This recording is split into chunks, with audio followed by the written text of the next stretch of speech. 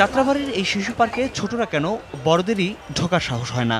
সেখানে ঘাপটি মেরে এখনও ছাতাটি এভাবেই পড়ে আছে অসহায়। ফ্লাইওভার হবার আগ পর্যন্ত আগামী ৩ বছরের জন্য এই পার্ককে শিশুদের কাছ থেকে কেড়ে নেওয়া হয়েছে। পার্কের কাজ বন্ধ, এখন লোকজনের যাতায়াত বন্ধ আর কি। এলাকাবাসী জানান এটি আগেও অবহেলায় পড়ে থাকলেও সেখানে শিশুরা খেলতে যেত। খেলাধুলা তো আমরা এখানে টুর্নামেন্ট টিম সারতাম। পার্ক তো বন্ধ হয়ে যাচ্ছে, ওই যে ব্রিজের কাজ করতেছে এখন, এরপরে ওই যে ফুটপাতের মাল বেচে।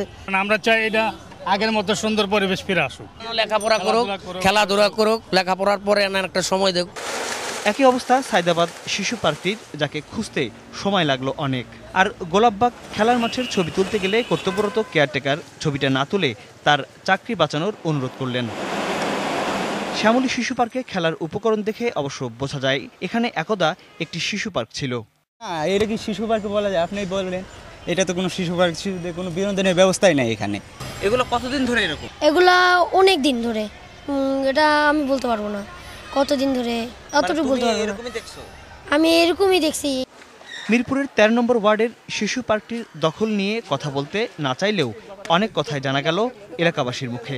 এই সাইড পুরা 7 নম্বর রোডের যে ডাইন বামে যেটুকু আছে এটা সম্পূর্ণ শিশু পার্ক। জোট সরকার আমলে এই কয়েকজনে মিলা জিলে এটা দখল করে লইছি। এটা বলতে ভয় পাচ্ছিলেন কেন? মনে করেন না, বর্তমানে আমরা মনে করেন আওয়ামী লীগ করি, তো মনে করেন সামনে জোটাইলে বোঝে তুই তো কয়া দিছস, আপনারা বুঝেন নাই, এই একটা সিস্টেম। শিশু পার্কটিকে দখলমুক্ত করতে মিডিয়ার সাহায্য চাইলেন এলাকার ওয়ার্ড কাউন্সিলর। যখন উচ্ছেদ করতে আসলাম, কিছু অবৈধ লোক মামলা দেখায় এটা উচ্ছেদ করতে দিল না। নাইলে সিটি কর্পোরেশন এটা বাউন্ডারি দিয়ে শিশু পার্ক করলে বিরাট জায়গা, এটা বেদখল হয়ে গেছে। আর মাননীয় প্রধানমন্ত্রী, বর্তমান সরকারের প্রধানমন্ত্রী, উনি বারবার বলতেছে যে শিশু পার্কগুলো এইগুলি ক্লিয়ার করার জন্য। শিশু বিশেষজ্ঞ ও শিক্ষকরা বলছেন খেলাধুলাহীন এই বড় হয়ে ওঠা রাজধানীর শিশুদের শারীরিকভাবে অনেক পিছিয়ে দিচ্ছে।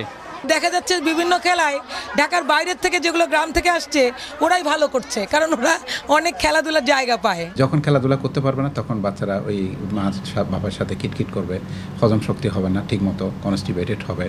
আর সর্বোপরি হচ্ছে জয়েন্ট যেগুলো আছে এগুলো তো মুভমেন্টের দরকার, এগুলো মাসল ডেভেলপমেন্ট হবে না, আর মানসিক বিকাশটা আরও ভয়াবহ। বিশেষজ্ঞরা মনে করেন ঢাকা যে সব দিক থেকে বসবাসের অযোগ্য হয়ে উঠছে তার বড় প্রমাণ খেলার মাঠ আর পার্কগুলো দখল হয়ে পড়া। বোরহানুল হক সম্রাট, এটিএন নিউজ, ঢাকা।